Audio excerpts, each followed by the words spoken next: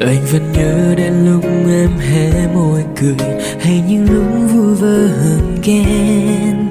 Anh sẽ nhớ mãi mãi đến lúc bên em, dù cách xa trong tim hoài mong. Tình yêu em trao anh khiến anh thay đổi, để bình minh trong anh thức giấc nhớ em.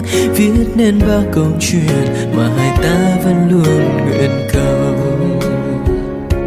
Rồi bao đêm thầm mong thầm mơ về em, biết không anh đang suy tư. Cuộc đời anh chẳng cần đâu những điều quá xa, chỉ cần em yêu anh và biết rằng anh mãi mãi yêu em mà thôi. Vì trong anh em là điều duy nhất.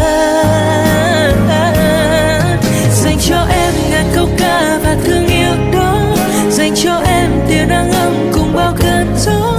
Dành cho em những đam mê tuyệt vời mà anh muốn nắm lấy trong giấc mơ.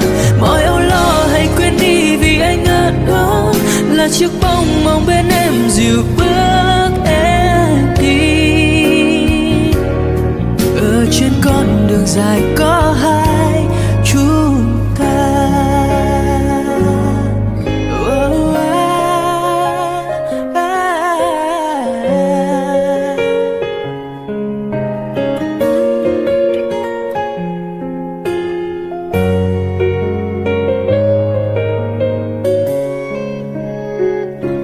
Rồi bao đêm thầm mong thầm mơ về em, biết không anh đang suy tư.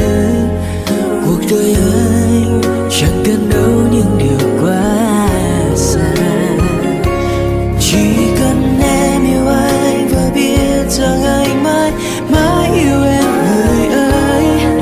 Vì trong anh em là điều duy nhất.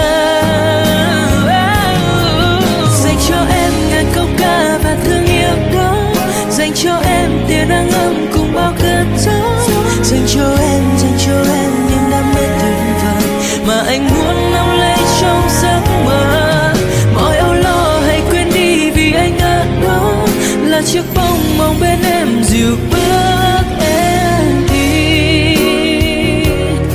Ở trên con đường dài có hai chúng ta.